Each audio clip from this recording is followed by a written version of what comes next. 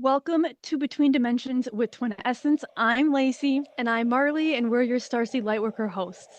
As collective ascension guides, we are always navigating our 3D and 5D worlds. In other words, we're between dimensions, learning to embody our multidimensionality just like you. During Between Dimensions, you get the best of both worlds 5D conversations in a 3D format. Tonight, we are joined by the beautiful Lara Maysa. Lara is an Egyptian wayshower, pilgrimage guide, and spiritual mentor. We are going to be digging into Laura's spiritual journey and the creation of the Alchemy of Egypt. Welcome, Laura. We're so happy to have this conversation with you tonight. Hello, ladies. I'm so excited to be here. So excited to dive in. We are going to start out with a fun icebreaker question, which is going to be the spiritual prompt of the night. So, anyone joining us live right now, you can put your answers in the chat. If you're watching the replay later, feel free to put it in the comments. But our question tonight is if the universe had a customer service line, what would be your number one complaint right now? So, Laura, this one's, you can kick it off here. So, not to get super dark, like right off the bat, but I would be like, is it really necessary to have so much of the darkness and density that is affecting our planet right now be targeted at children? Is that really necessary? Karmically, like, is there another way? I think it's a really good one. I think there's a lot of there's a lot of heavy stuff happening right now. Like a lot of Yeah, things sorry, I know that was heavy. I was like, but that's like, No, we love that. We love that. We want to go deep. We want to deep dive right away. These are the best conversations to have. And actually, since Lacey and I do serve as collective ascension guides, like I think all we do, we just had a disclosure discussion yesterday. I mm, feel like I'm in a time warp right now. Yesterday, where we dug into a lot of the different files and declassifications and exposures happening right now. So yeah, it is all serving a purpose, but it is really heavy at times, and it takes time to process and transcend the emotions in order mm. to move to that place of understanding with the bigger picture. Yeah, Yeah, yeah. absolutely. I mean, do you have a number one complaint, Marley, right now? So it's actually funny because I was thinking kind of similar to Laura, like more of the heavier stuff, but I feel like hmm, so my complaint would be how can complaining in Starseed Lightworker, how can we move people towards understanding and acceptance. Like there's so much fear and intolerance right now, I think. Mm, And like how can we like it's like come on universe, we got to start moving people at a a quicker little bit pace here faster. Yeah. to understanding and acceptance in order to move towards that ascension path. Yeah. I'm Fear. with you on that. I think fear is like probably my number one. I think that it has a purpose, but I'm like, oh my gosh, there's like so many layers of it. And even in the spiritual space, there's like layers of it too. That's kind of surprising. So it's a lot. It's a lot right now. But we're here for But it. This is yes, why we're we're here here. for it. This is why we're here. Yes, 100%. So I can't wait to dig into the creation of the Alchemy of Egypt. But I think I kind of want to start at the beginning and kind of level set the audience with your like spiritual journey. Like where did it start? Like, have you always felt very spiritual and connected? Was there an event that kind of brought it on? Kind of where would you say, like, pinpoint the origins of that journey for you? I guess for me, a lot of my spiritual awakenings have happened in the astral plane, in dreams, specifically with lucid dreams. So from a very young age, I remember having lucid dreams as early as 8 years old, 9 years old. I remember a massive, I mean, it's still to this day, remember it so vividly. I think I was 10 years old, and I remember vividly I was in my shared room with my sister, my younger sister, and we shared a room and we had a bunk bed. And I remember I was like sleeping at the bottom bunk and she was on the top. And I remember having this very, very terrifying experience, which I obviously didn't know at the time. I was like 10 or 11, but it was like sleep paralysis and I couldn't move. And I was awake and like almost having this experience of not being able to move my body, not being able to shift out of the state that I was in, like feeling very trapped. And then I remember just kind of laying there in this like terror, but then somehow starting to just calm down. Not intentionally, but then I essentially left my body and I remember looking down, like my spirit left my body, and then I remember actually looking down and seeing myself sleeping with my eyes closed on the bed. And then I had this really wild lucid dream where I met God, and it was really it was really, yeah, I actually haven't really shared this story before, but it wasn't like this white light, like kind of cosmic galactic energy. It was like the void, you know, it was just like all dark, all black. And it was this, looking back now, it kind of felt like this almost like you like going into the battery of creation and feeling just the power, like the voltage, like the sheer voltage of creation and of our entire existence. And of course, I didn't know what it was at the time, but I think I actually did feel. I think I did feel at the time that it was God or an aspect of God. It was, yeah, it was a very interesting experience. And then you know, I was born and raised in Cairo in Egypt, so from a very young age, I had access to sacred sites, you know, obviously not in a necessarily spiritual sense, but more in the sense of, you know, we live in Egypt, so a lot of our family would want to come visit and friends and family friends, so we would go quite often to the pyramids and the temples. So I guess those were like seeds that were being planted subconsciously in my mind and in my life. And then my dad was a journalist growing up, so we actually spent a lot of time between Egypt but also Southeast Asia. And so I lived for many years in Thailand. And interestingly, my first awakening into spirituality was actually through Buddhism. And I think that was also because of, yeah, because of the exposure that I had to Thailand, which is literally, it's like 90% Buddhist. Like at one point we lived next to a temple, and every morning I would hear like the gongs going off at like 5, 6 in the morning. And yeah, I guess I was very privileged in my upbringing that I had so much exposure to travel and different cultures. And, you know, my dad being a journalist, you know, was kind of brought up with this I guess this sense of encouragement to really be curious and to, you know, to ask questions and to learn and to travel and to expand my awareness. And you know, my mom was very into yoga as well, so I remember, I think I was like 12 or 13 when I had my first yoga class, and that kind of got me into meditation. um yeah, and I kind of went down this whole Buddhist path for a while. And at one point, I was even teaching at a Buddhist wisdom school in the Khao Mountains, and it was a boarding school, and we all lived on site. It was, yeah, there's a lot of different initiations, and yeah, like Buddhism really was my first awakening into just mindfulness and consciousness and just being aware of our thoughts and being aware of our heart and our energy and our dharma. And yeah, and then psychedelics for sure. We're a massive teacher. And it's so funny because I remember, you know, I was like quite a rebellious teenager. I went to several boarding schools that I got kicked out of, like all of them.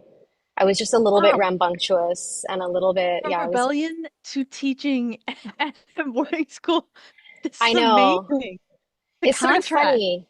Yeah, there was a lot of contrast for sure. But I remember, even with all of that rambunctiousness, I I remember I had been offered psychedelics many times, and even though I had experimented with, all kinds of other drugs, I always had this intuition that psychedelics were not something to be messed around with. And I, even from a very young age, I was like offered it from as young as like 16, 17, going to festivals and, at university and things like that.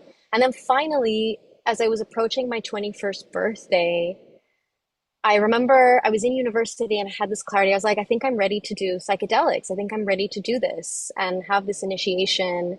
And at the time, I was like really in my Buddhist phase. So I was like reading like Thich Nhat Hanh and like Alan Watts and like really just like soaking in so much of the philosophy. And I was like a hardcore meditator. Like I remember I would meditate minimum 40 minutes per day for like months at a time. And I would take little breaks, but then I would go back. I was like pretty hardcore.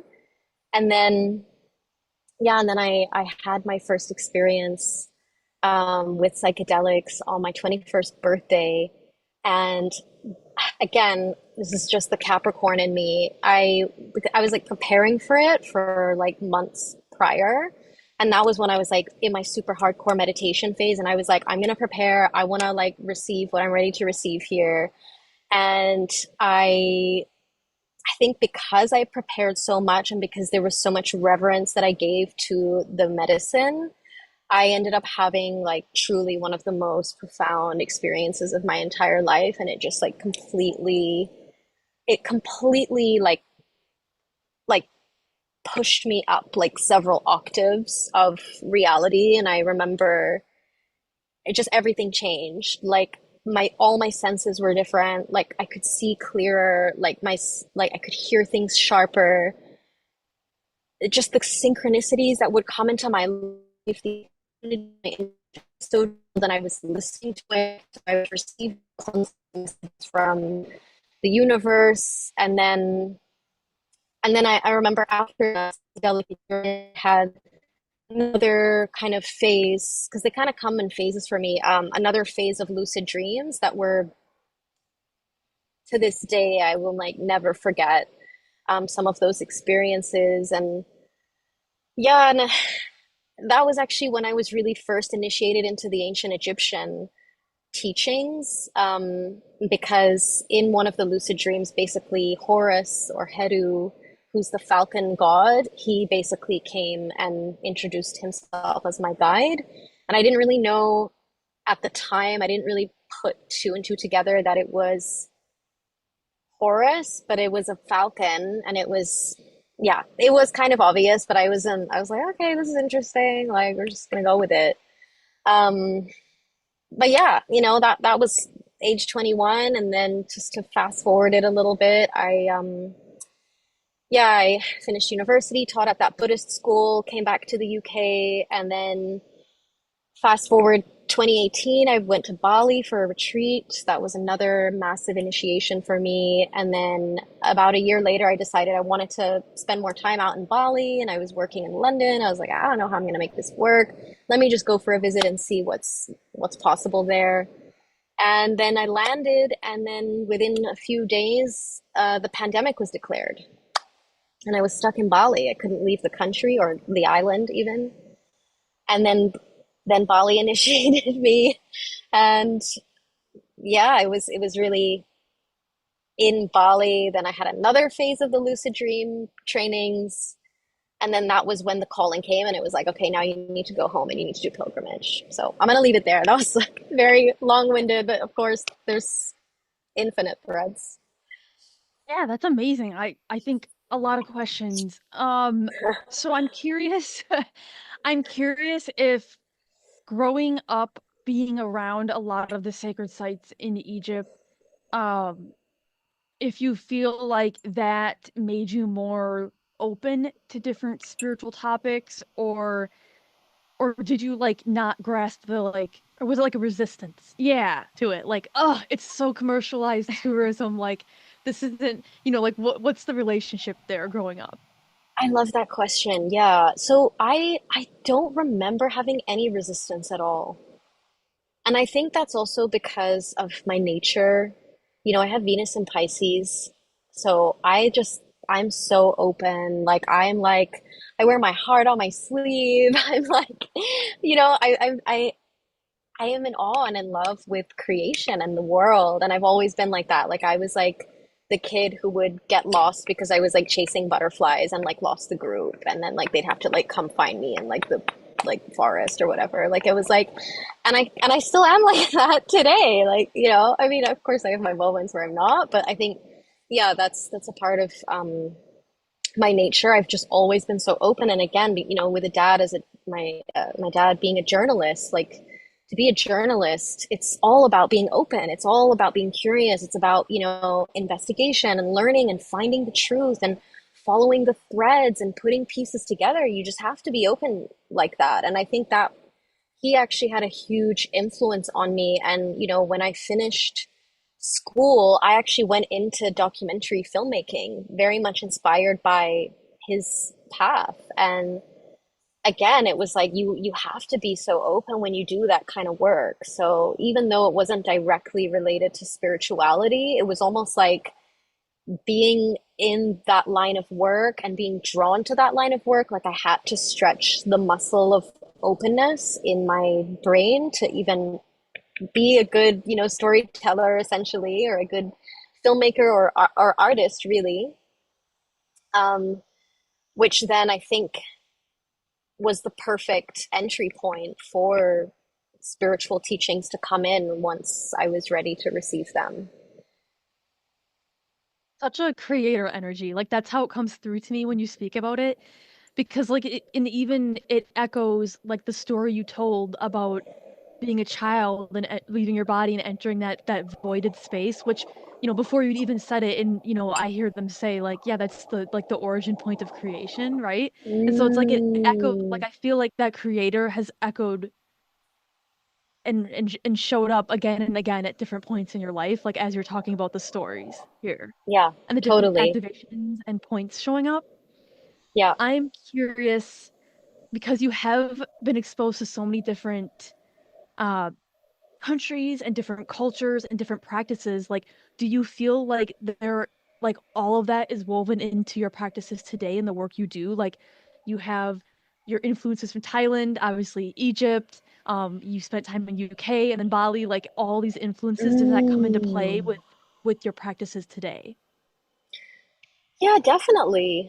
I think so. I think they, you know, for sure there's some practices or philosophies that were kind of like more of a season, you know, like I was just so immersed in that country or in that place. Like when I was living at that Buddhist Meditating school, I 40 mean, minutes a day.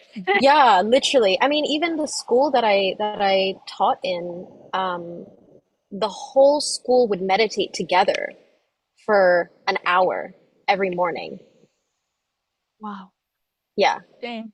Like they, and it was a secondary school, so the youngest kids were 12, but that's still pretty unbelievable that, you know, and it was a beautiful place. I mean, I couldn't even believe that I ended up there. It was really, again, just the synchronicities appearing. And it was so funny because I remember finishing university and I remember journaling and I was like writing just prayers or I can't even remember. I don't think maybe I don't know if I knew what manifesting was back then, but I was just like writing what I wanted for this next journey, this next chapter of finishing university. And I remember just writing in my journal, I I deeply desire a sanctuary, a place that I can retreat to, a place that I can just be alone almost, but or like I wanted some kind of sanctuary. And then I remember I was like looking up teaching jobs in a completely different area of Thailand because that after university I was like, okay, I miss Asia. I want to go back. Let me just do a, you know, TEFL course, teach English as a foreign language, and let me just like go do that thing that a lot of people do. And let's just get back to Asia. And I was like searching for jobs in a totally different part of the country because a friend and I were doing this course together and we were like, oh, why don't we live in Chiang Mai? It's a really cool place. And I had lived there before and I was like, this could be great. And then randomly, this other listing came up, which is the one completely in a different part of the country in the Kalyai Mountains. And literally, I went on their website and it was like the name of the school was Panya Pratip, which means light of wisdom. And then it was like Light of Wisdom Buddhist School. And then it said their slogan or their like tagline was a space to retreat, to come home to yourself. Or like, it was literally like, I could just like, what is this? It was almost verbatim what I wrote in my journal. And I was like, this is wild. Like, I just have to apply. And they, yeah. So that was a bit of a tangent. But yeah, obviously being in that school, I was very steeped in those teachings where it's like now I still do meditate and I still take some of those practices, but yeah, naturally I would say like over the last few years for sure there's been a more, more focus on Egypt and Egyptian practices, Egyptian ceremony, like working with the Neteru that are like, the ancient Egyptian deities, the cosmic principles. But I still pray to Kuan Yin like when I need to feel compassion, and it's like that's the beauty of it. They're all there. It's not like you have to choose one or the other. I think it's just all paths lead back to home. So I think, yeah, and I think like what's interesting about your journey is like the duality of it all in experiencing being like the rebel. I couldn't say the word. The rebel, and then also like moving into a position where you're almost like teaching in a somewhat spiritual capacity or school. And I just think it's a really interesting experience because like a lot of our work, we're always talking about moving between 3D and 5D, but helping clients mm, understand that like it's not about like choosing one over the other. It's about learning to exist in all of it at once. yes. Yeah. And I think that like your story and like experiences and how you're describing it to me and like the duality of these and the spectrum of it, like to me, that's also like learning how to exist within the 3D and 5D all at once. It's like Yeah. that multidimensional perspective. Yes. And it just makes a lot of sense. Yeah. Yeah. I love that so, so much. And I love how you guys actually describe this concept of it's like the both and it's being all at once. And I think there's a lot of misconceptions when it comes to spirituality and even like ascension, right? This idea that we have to leave our body, we have to transcend our ego, we have to like punish our ego, or we have to like all of that stuff. But actually, even from the ancient Egyptian perspective, purity and like and source, like ultimate like consciousness is actually wholeness. It's Mhm. all of it. 100% chills. It's It's true, and wholeness. it's true, and I think even like even for the two of us like to serve in the way that we serve, like it wasn't easy when we were going through like our the layer of our spiritual awakening that was our starseed awakening. It wasn't easy to become like the ascension guides because we didn't resonate with a Mm, lot of the ascension guides that were out there that we were seeing. And so we were like, how do we fit into that? Like we don't feel like we speak the same or like teach the same or mm, receive it the same, but that's ultimately like why we're meant to do what we're meant to do because it's like, okay, like there's another way. Like, and I have to be 100%. the one to show people there's another way. Yeah, Yeah. absolutely. And it's also so important to embrace the humanness, I think. Like it's not I mean it's exactly what you said, like the teachings of like transcending the body and all this stuff, like it's also like we chose this. And time Yes. again, our soul chooses it. Like it makes me slightly emotional even talking about it because it's like all of it. Like it's just so beautiful, all of it. You Yeah. have the shadow and you have the light. You balance it. How you integrate and how you balance that, like that's exactly the wholeness that we're talking about. Like and learning to embody all of that, it's simultaneous. It's simultaneous and it's doing it all at once. Like Lacey and I always say, like they've been Mm, telling us a lot lately, it's everything everywhere all at once. Like yeah. that's what we are.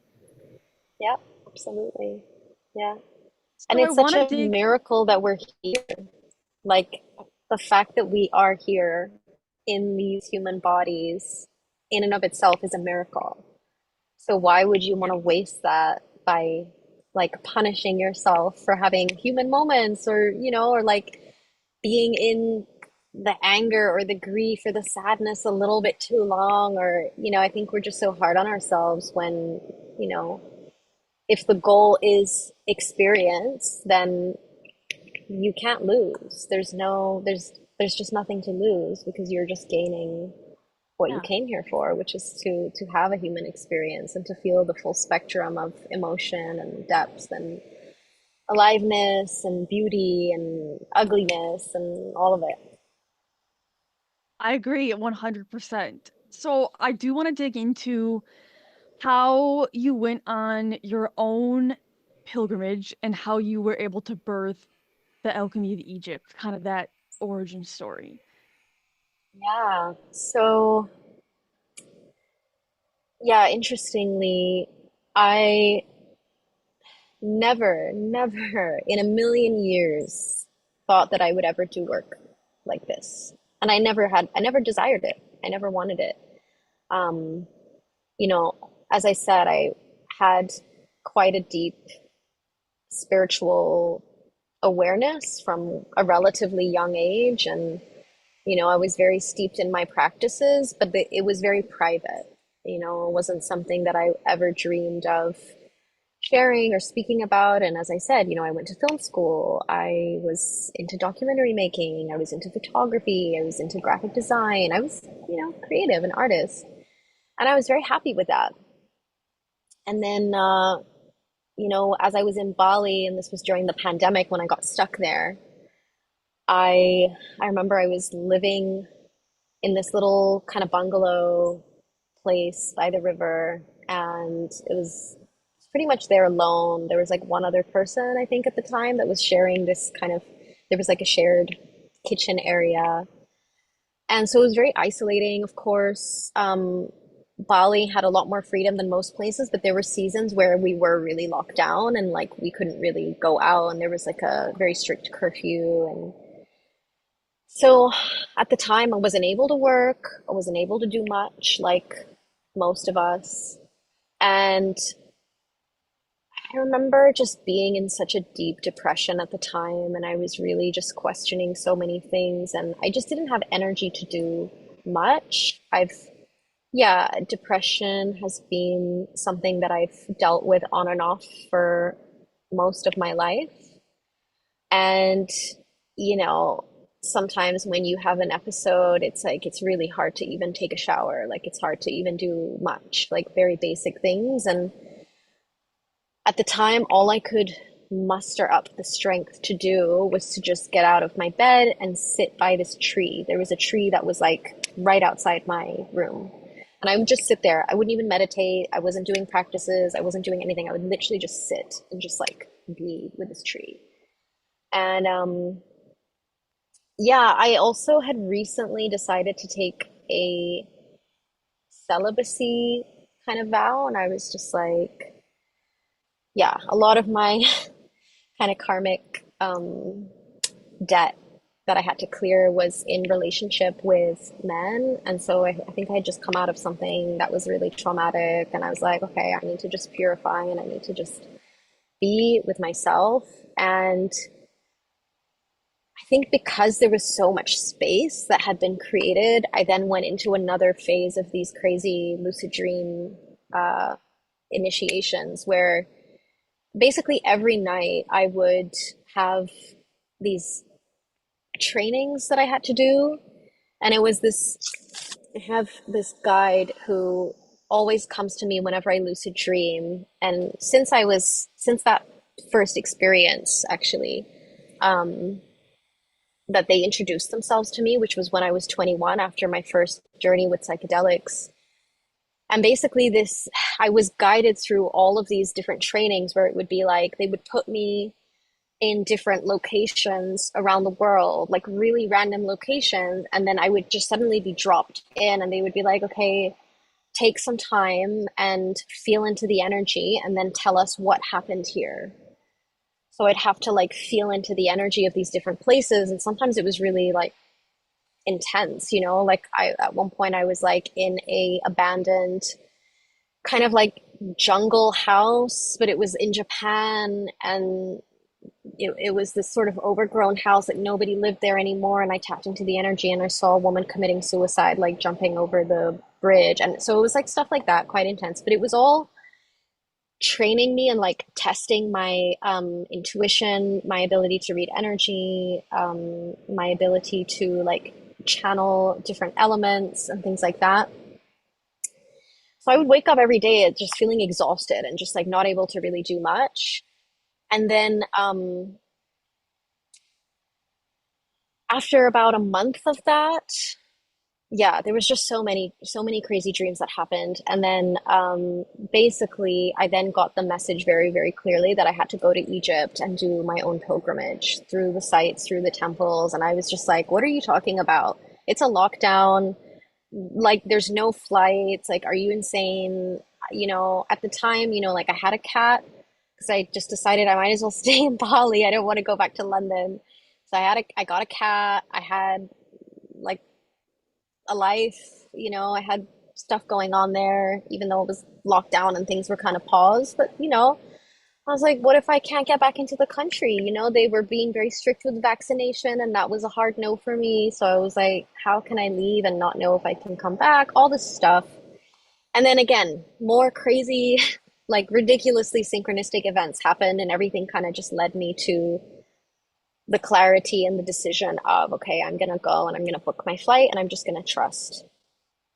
So I did that. I left Bali. I left my cat with the owners of the place that I had been staying, and they were like, don't worry, we'll take care of her.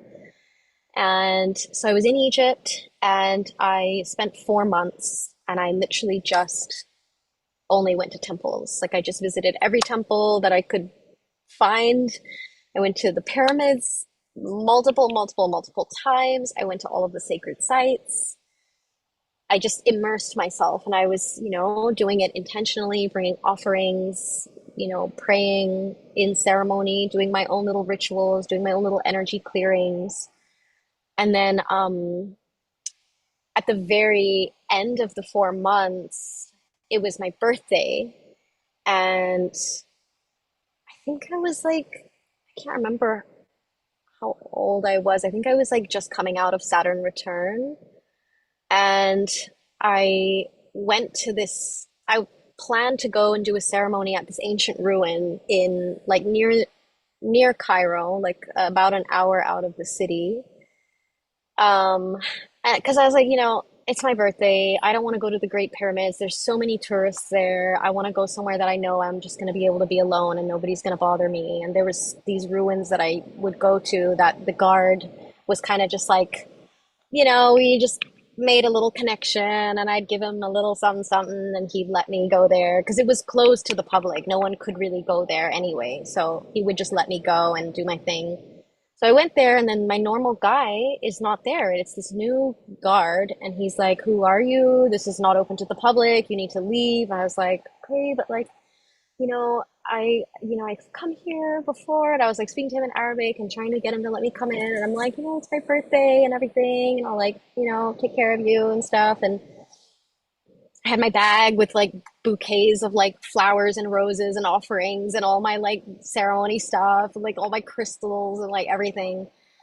And then he was just like, okay, like, all right, like, let's go. So I said, great. We walk through the desert because it's the only way that, to get to these sites. And then he basically just walks straight past the ruin that I was thinking I was gonna just have a little birthday ceremony for myself. I was like, oh, like, isn't that the place? He's like, no, I'm going to take you somewhere different. I was like, oh, Oh, okay. This could be a little bit sketchy. I'm like walking in the middle of the desert with a guy that random I've never guy. met. But I was okay. It's broad daylight. It's fine. I trust.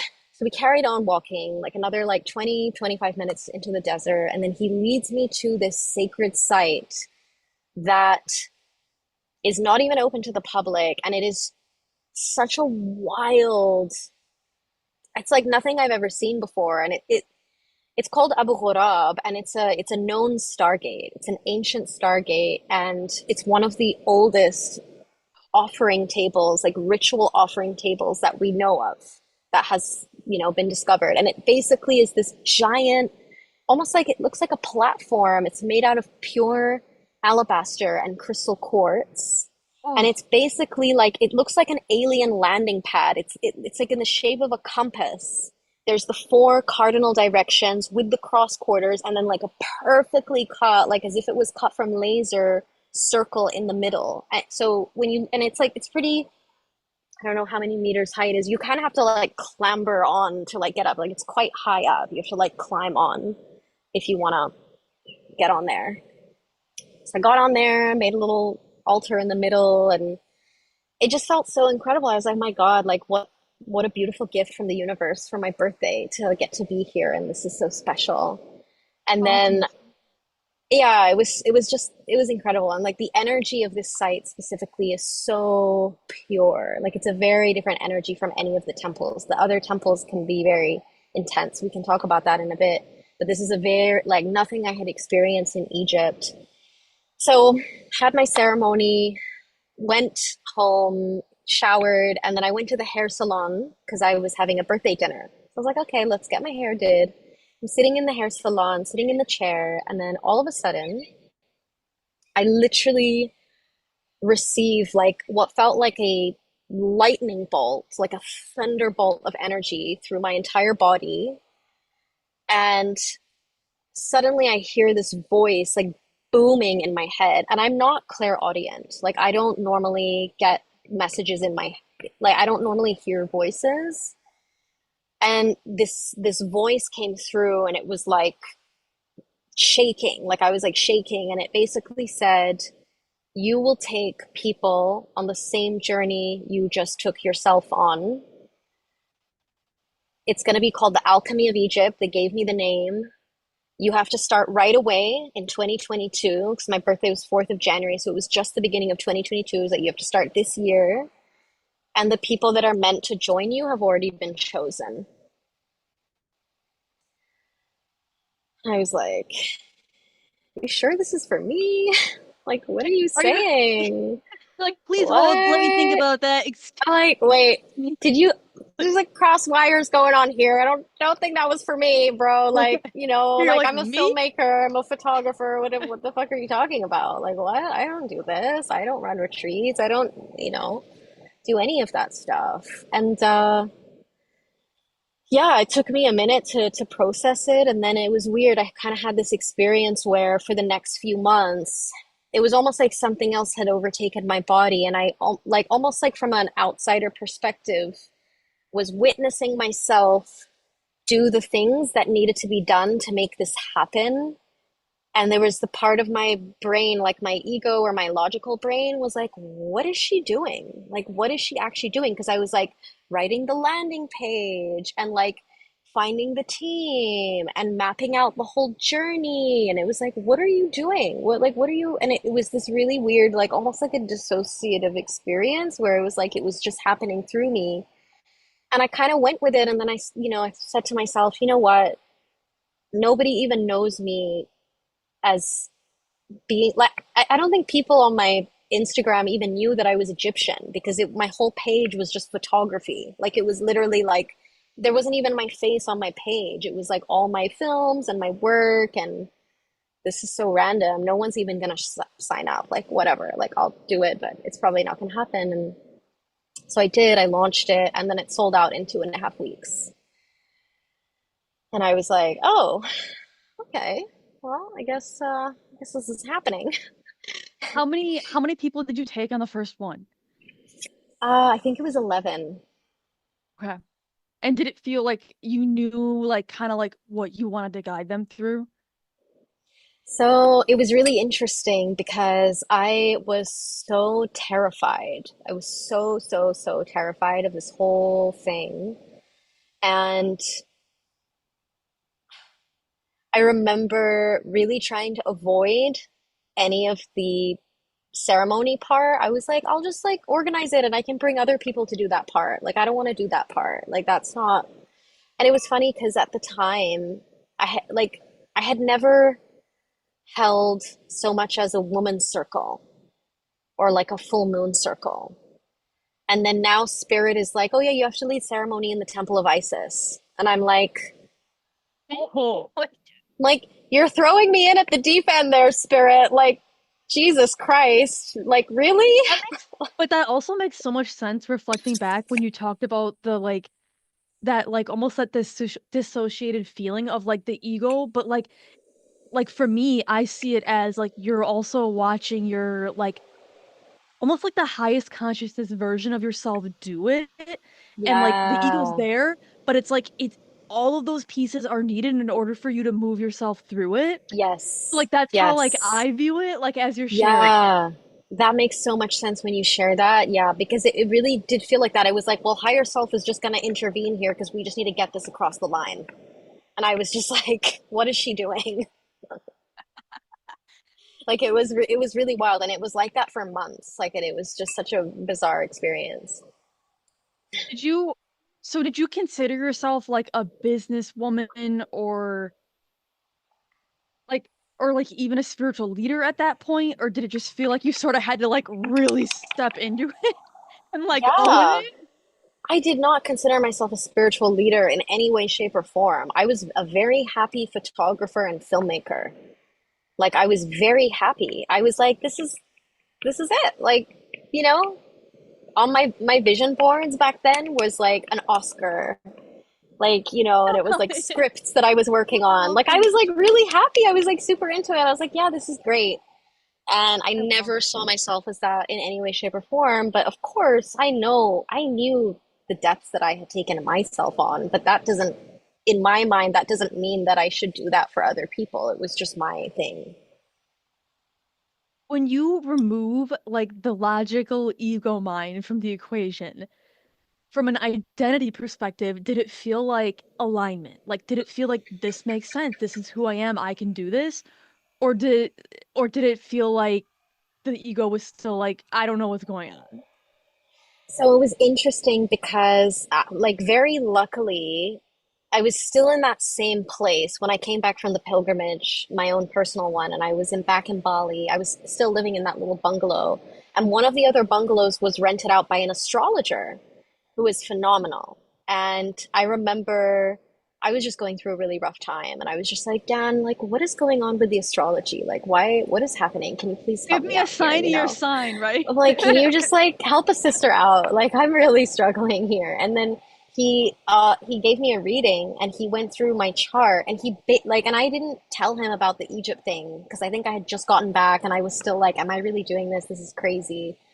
And he basically looked at my chart, and he's like, oh, this is really interesting. Like, your greatest expansion comes from um, leading groups of people. It's connected to your fourth house, so it's connected to your lineage. It's connected to your ancestry. It's there was like some trine happening with the 12th house, so something about spirituality, something about energy, but it's like travel, higher learning, and it's connected to your homeland. And that's actually your great, like, that's your north node, and it's also what's gonna make you the most prosperous. So he basically, and I was just like, are you crazy? Is this real? And then I told him what I was going through, and he was like, "Yep, this is it. Like, this is this. You're doing it. Like, this is the path." And I was like, "Okay." So it's just like universe, spirit, God put the perfect people on my path to consistently remind me and reassure me that this was ordained and that this was written, and that, and I think I had so much imposter syndrome around it because I just had never done any of this work. And then what everybody around me would mirror back to me was, but they would say, but Lara, this is your birthright. This is you're Egyptian. Like, this is actually your birthright. And that was the piece that I was like, okay, it's, and then it's been a journey of really owning that. It's been a journey of really claiming that. It's been a journey of honoring that. And yeah, it's there's always there's always still a little bit of fear. There's, new levels, new devils, however that expression goes. Like, I still I still show up with humility because I'm always learning, and you know I think it's really important, any kind of leadership. without humility is a slippery slope. So I try to stay anchored in that as much as I can, and yeah, and then I think because of that, I have been so rewarded, and I've had so many blessings and incredible experiences and incredible people that come, and like the joy and the reverence and the prayer and the depth and the magic and like just the like unbelievable miracles that happen, and everybody's just so in it together. And I truly believe in my heart that when you do something with such reverence, almost like how I was so prepared for my first acid trip, I was like, I really prepared. Like, and then of course, when you give reverence like that, when you're intentional, when you do things with care, you're gonna be gifted with something, because that's, you get what you give ultimately. So I truly stand by that. So I have two questions, but I think just sticking with the Egypt one, because the other one's kind of related, but it's more about like your astrology and human design and how you moved into that work. But I do want to ask you, um, so just for the viewers to level set this, because Marley and I have always been interested in Egypt, but I would say for like the last year, maybe not quite a year, but the two of us have always known like we'll go to Egypt. Um, but we've been like not like the right fit hasn't come along, right? Like it's like you have to have the right person or the right experience to know it's the right trip. Um, and when we connected with you, I was like, "Oh my God, like I've been asking the universe for the right to send us the right person to take us to Egypt." And I felt that with you. I felt like the clear resonance. But I'm curious, as someone who is from Egypt and leading this kind of journey and pilgrimage, like there are so many people out there who are like using Egypt like as like the location for activations and yeah, and spiritual retreats, and it's like really like it's a lot to sift through, and I would imagine that it serves its own purpose, but like what is that like as someone who has grown up there, and like you said, it's your birthright to do this work and bring it forward. It's also so connected to your mission and purpose, right? Like Lacey and I do a Mm, lot of work with mission and purpose with mm, clients and ourselves, and it's very obvious from hearing your story, like how it was written, like this is so tied into your mission and purpose in this incarnation. mm. Oh, yeah, it's a really great question. Look, okay. I think there's two sides to it for me. On the one hand, I deeply, deeply believe that my personal desire is that I want as many people to experience Egypt as possible at this time. There is a reason that a lot of people are feeling the call to go to Egypt. It's because there is technology there, there is information there, there are sacred sites that are truly some of the most potent and energetically charged sites on planet Earth. And they are there for a reason. They are there to support in the collective awakening and the collective remembering.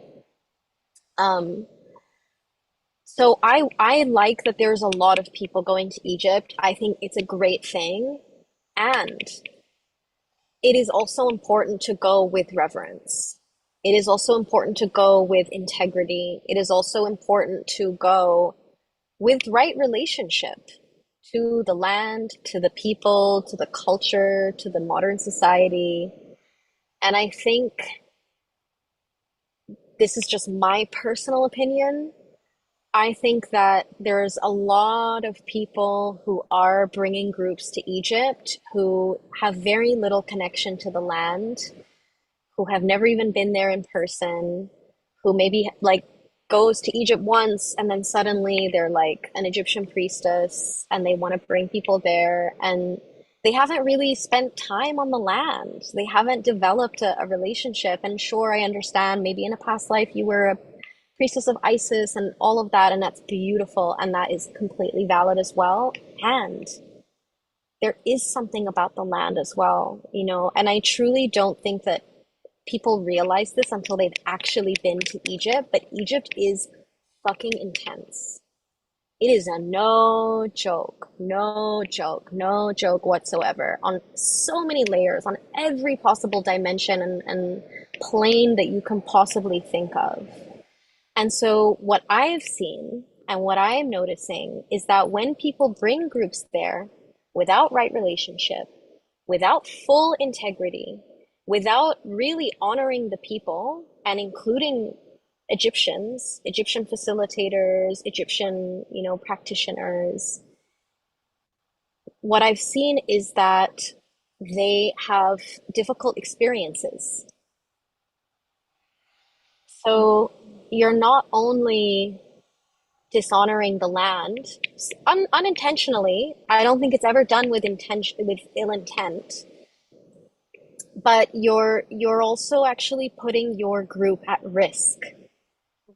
You're putting your people that you're bringing at risk. And I've heard enough horror stories. And the other piece is that, as Egyptians, there's a lot of conversation about this right now. Like we all know each other, all the Egyptian practitioners and facility, like we all know each other, we're in a community. And so again, there are some people who do it in such integrity, such right relationship, and it's phenomenal and it's incredible. And I'll like recommend people like, hey, if you can't make my trips, here's some other people that I personally think are doing it really beautifully. Like check them out. There's enough people who want to come to Egypt. There's enough for everybody, right? It's not about that. It's about, again, responsibility as a leader. If you're bringing people to some of the most potent, energetically charged, activated sites on the earth, and you're not doing it with proper permission, you're not doing it in right relationship, then you run the risk of putting people at danger. And I've seen it happen time and time again. And at the end of the day, if the things that you are doing in another, in not your land, right? Not your country, not your lineage. If a lot of people, if like all the people of that lineage are not, are offended, are like, this doesn't feel right, this feels exploitative, this like, if like all of them are feeling that way, then at that point, maybe you should ask yourself, how can I do this with more integrity so that I don't get this response? Because like for me personally, if I was going to do, and I've been living in Bali for 6 years, just as an example, and I don't have any like desire or intention to do anything there because it's not my land, it's not my lineage, it's not, I would rather just send people to Balinese healers and practitioners and, people who are just have a, that kind of connection. But ultimately, like if I was going to do something in a different, like essentially like borrow from someone's lineage, if people of that lineage felt offended by what I was doing, I would feel kind of bad about it. And I would be like, oh, like maybe I need to look at what I'm doing. Maybe I need to engage, speak to people, speak to an Egyptian, ask us, like we're happy to be in dialogue. And, I think we're all like learning and we're all here to help each other grow. And I think the common thread that I'm seeing, it's this sense of entitlement. And that it's not just Egypt. It's like, it's the same thing of like, cultural appropriation and like people just doing ayahuasca ceremonies in like the Hollywood Hills at a penthouse with Yeah. no one from the, you know what I mean? It's just that vibe. And I'm like, just don't be that person. Just Yeah. don't be that person. No, that makes sense. I mean, I can't imagine feeling comfortable facilitating something like that. Like not having the proper like knowledge and I that would make me feel so uncomfortable. Um, okay. I think I'm gonna move into the questions that we received. So, um, cosmic mail, right, Marlene? Yes. You've got mail. Yeah. Um, so how often do you run the Alchemy of Egypt? Like pilgrimage? So usually it's twice a year. One is sort of like it's open for anybody to apply. It doesn't mean that anyone can join because it's a very intimate container. And yeah, there are certain criteria that are really important for me, such as like people really need to be in their hearts, like no ego, that kind of, yeah, just energetically they need to be a fit. And Alchemy of Egypt is really for leaders. It's for people who are already doing things in the world, who are already on their purpose path, who are already quite established in their mission, and they're ready to amplify. It's an amplification portal, not a healing portal. So that's very important. But that happens once a year, and then I usually do one more, which is more of a private pilgrimage. So if you're a leader and you want to bring your own community, you want to bring your own friends, you want to bring your clients, have it be part of your mastermind or have it be part of a program that you're running, then that's another option that I offer, and I usually do one of each per year. Oh, I love the way you describe that too. Like it's not a portal for healing, it's a portal for amplification. And I do think like I like the way that run you run it with the application, but it needs to be the right energetic fit because I think that's really underrated in the spiritual industry just because I think a lot of spiritual people fall into the like wanting to be welcoming to everyone, but I think they sometimes leave out like the energetic fit piece and the Yeah, alignment, right? It's also Yes. about yeah, yeah, alignment. Like you can't just go into something if you go into something without alignment, like it's not going to be successful. So yeah, I love that and I appreciate that you do that. I wish more people did that. yeah. It makes a Um, huge difference. It's easier for me too because when everyone's aligned, it's great. We why would really move as one. Yeah, and why would you ever want to like worry about like getting the group of people together and then being like, oh, like that was not a good idea, and like like there's a whole issue or something, like it would be terrible. And as Yeah, Lacey and I always that is like one of our things that we do as starseeds, like we travel and we in little different groups and we always feel like I mean it really is part of what we do. Like we feel like people have to be exposed to us. We get them thinking differently is how we describe it. But like we've totally been there in the groups where it's like, ooh, no alignment here. There's a lot of disconnect between yeah, everybody versus the groups where there is alignment. yeah. It just changes the entire experience for everyone. So it's because it's also like for me, if I'm investing to be in someone's container, if I'm investing in someone's retreat, especially when it's like a high ticket, part of the investment for me is the understanding and like the expectation that this is going to be a very curated group, and it's not just about the path that you walk, but it's also who are you walking it with. That just adds so much to the experience and beyond. Like the people who meet on Alchemy of Egypt, they become lifelong friends, they become collaborators, they become partners, they become each other's like mentors and clients. And, we have people that joined 2023 that are still working together today in 2026. So that's actually a huge part of the value of the Alchemy of Egypt. Yeah. How do you put a price on that, right? Like, Yeah, how do you price the priceless, as my how do you mentor Azra quantify that? says. It's like Yeah. truly.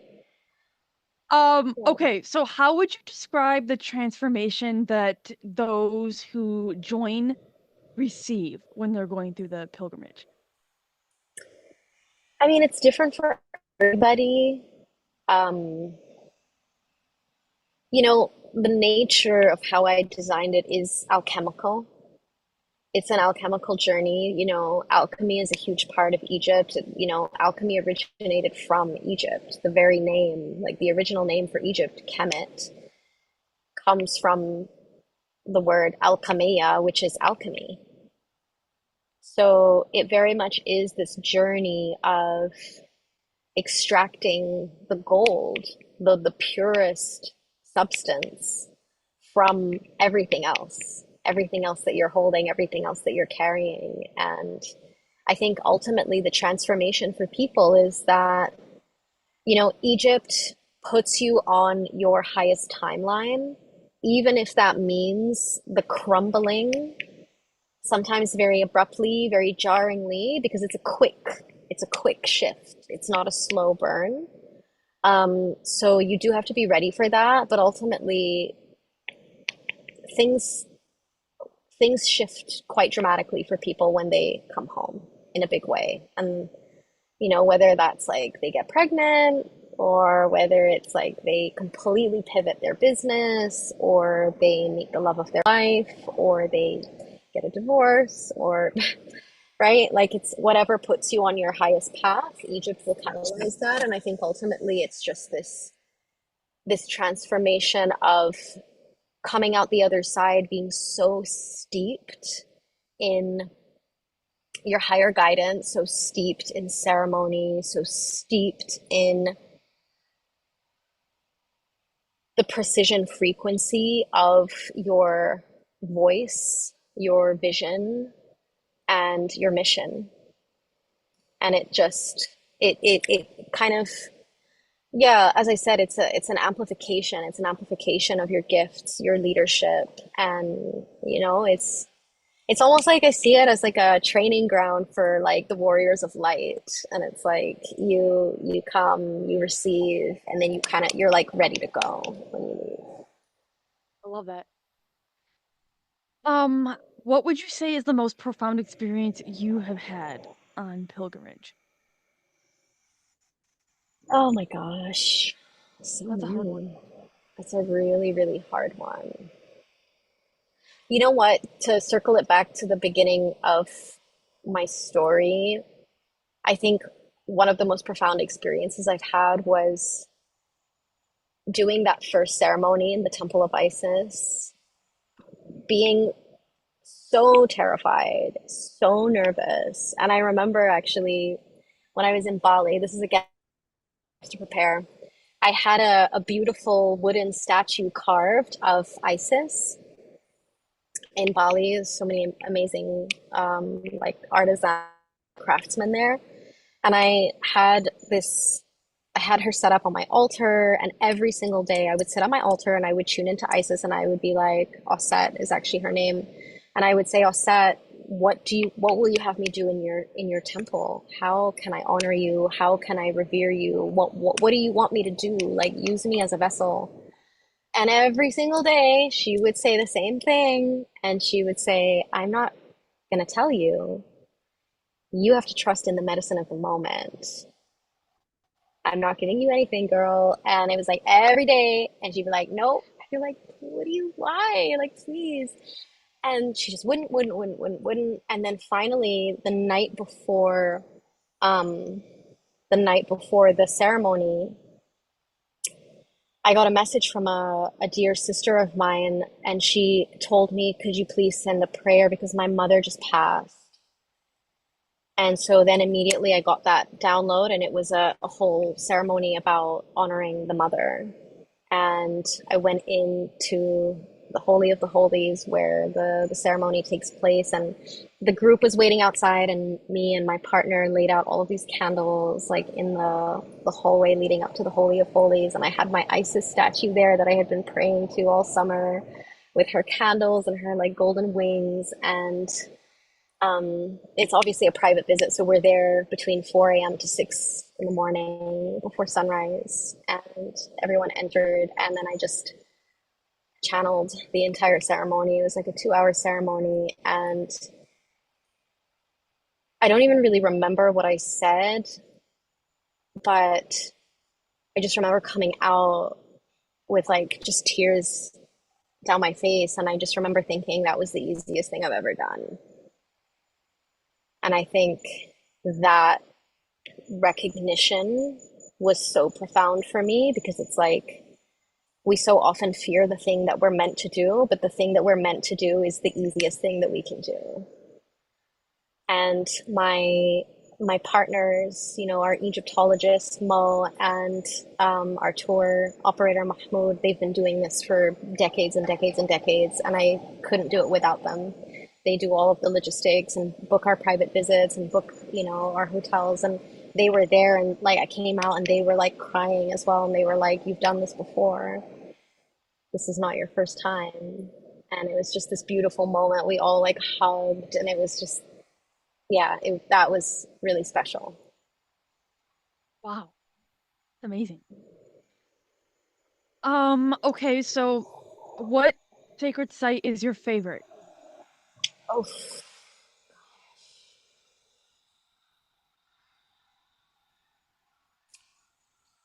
oh, that is so hard. They're so different. They are so unbelievably different. I would probably have to say the Chamber of Sekhmet at Karnak Temple is very, it's so potent, and every time I go in there, it just feels like going back to my mother.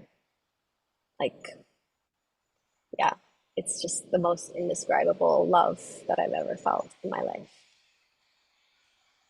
Amazing. Yeah. I think we'll wrap up here with the last question from the Cosmic Mail.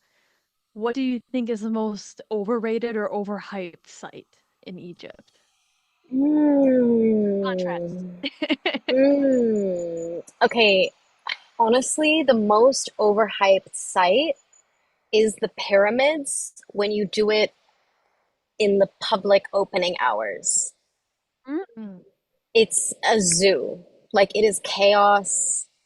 I don't now I'm like so spoiled now because I pretty much only do private visits. But going to the pyramids when it's open, even when you get there first thing, there's already buses and buses of like hundreds of tourists, and it's just chaos, and it's just not the vibe. That makes Gotta go sense. private. That makes sense. Yeah, All especially if you're right. sensitive to energy, and a lot of Oh yeah. people. Oh yeah. No, it's like stepping in New York City, right? Yeah, It's like all of a sudden you're like, hey, whoa. yeah, it's a lot to navigate. Okay, so how can individuals get in touch with you and work with you?